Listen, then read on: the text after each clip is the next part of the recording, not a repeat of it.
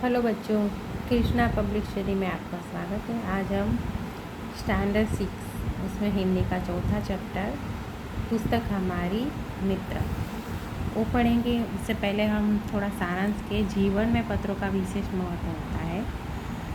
जैसे कि पत्रों माध्यम से मानवीय संबंधों में एक ताजगी, नयापन और जीवंत बनी रहती है। पत्र व्यापक संचार का माध्यम भी होते हैं। पत्र लेखन एक कला है और पत्र की कला से छात्र अवगत होते हैं। इसके साथ साथ एमएमएस, ईमेल और फैक्स के ज़माने में भी पत्र शैली का विकास करना मुख्य उद्देश्य है। तो देखो, यहाँ एक एड्रेस दिया हुआ है। 195 उम्यानगर सोसाइटी है, मुद्रा और जिला कच्छ। तारीख है 4/8/2011। प्रिय मनोज उसे पत्र लिखता है। नमस्ते, मैं यहाँ सकुशल हूँ।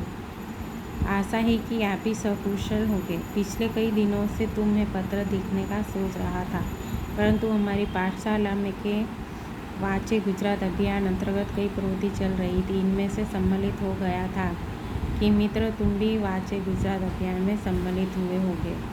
अभियान के संदर्भ में राज्य सरकार ने भी एक सूत्र घोषित किया था, जो पुस्तक के मित्र वो मेरे वो मित्र, यानी ये यहाँ पुस्तक के बारे में आपको कहानी दी है कि वो बोलता है कि अपने मित्र को पत्र लिखता है कि आप કે તમે સકુશલ હશો। और ऐसा बोलता है कि और અને એવું કહે છે કે વાંચે ગુજરાત અભિયાનમાં મેં કેટલીક પ્રવૃત્તિઓ ચાલી હતી, એમાં મેં ભાગ લીધો હતો અને મિત્ર એટલે કે દોસ્ત કે તું પણ આ વાંચે ગુજરાત અભિયાનમાં ભાગ લે। અને એમાં રાજ્ય સરકારે એક સૂત્ર ઘોષિત કર્યો છે, એટલે કે જે પુસ્તકના મિત્ર છે એ મારા પણ મિત્ર છે। मैं आज तुमको पत्र के माध्यम से किताबों का महत्व के बारे में लिख रहा हूँ। એટલે શું કહે છે કે હું પુસ્તકના માધ્યમથી પુસ્તકનું મહત્ત્વ છે એના વિશે લખું છું। કિતાબો હમ સભી કો કિતાબે હમ સભી કી મિત્ર હૈ, એટલે પુસ્તક છે આપણા બધાની શું છે, મિત્ર છે। वे हमें नया ज्ञान देती, એટલે આપણને નવું શીખવાડે છે। एवं भले बुरे का फर्क बताते અને खरा खोटाનું ભાન કરાવે। પૂજ્ય ગાંધીજી ने कहा था कि पुस्तकें मन के लिए साबुन का कार्य करते, એટલે ગાંધીજી એવું કહે છે કે જે આ ચોપડીઓ છે આપણા માટે સાબુનનું કામ કરે। જેવી રીતે સાબુન કેવી રીતે આપણા શરીરને સાફ કરે એવી રીતે। मन में जो अज्ञान है अंधकार है उसे मिटाकर ज्ञान का संचार करती, એટલે આપણા મનમાં જે અજ્ઞાન છે, અંધકાર છે એને दूर करे છે અને જ્ઞાનનો ભંડાર કરે છે। किताबें ज्ञान का स्रोत है जिनसे जिज्ञासा की पूर्ति होती है। इतना ही नहीं, ज्ञान और विज्ञान को गतिमान रखती है। એટલે શું કહે છે, કિતાબોમાં જે ચોપડીઓ છે એમાં જ્ઞાનનો ભંડાર છે, જેમાં ખૂબ જ જિજ્ઞાસા હોય છે અને એટલું જ નહીં, જ્ઞાન और विज्ञान को गतिमान અને જ્ઞાન અને વિજ્ઞાનને ગતિમાં રાખે છે અને ચોપડીઓ મૂલ્યવાન છે।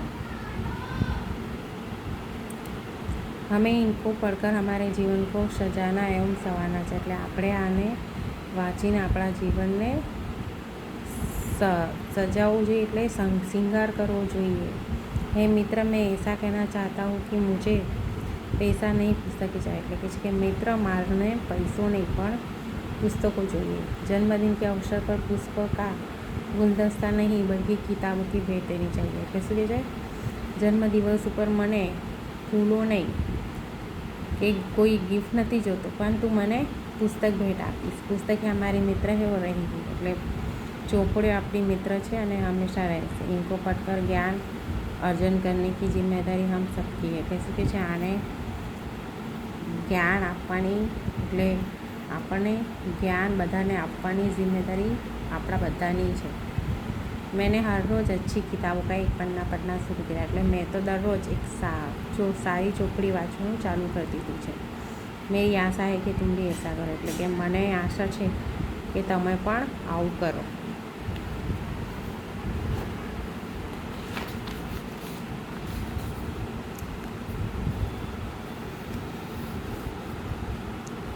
चलो आज से संकल्प करें कि दोस्तों के जन्मदिन या शुभ अवसरों पर शुभकामना के साथ साथ पिताओं की मूल्यवान भेंट है। એટલે કે ચાલો આપણે આજે કસમ ખાઈએ કે જે બી મિત્ર હોય એના જન્મદિવસ ઉપર આપણે એમને શુભકામનાની સાથે સાથે સારી મૂલ્યવાન જે ચોપડીઓ છે એને गिफ्ट કરીએ।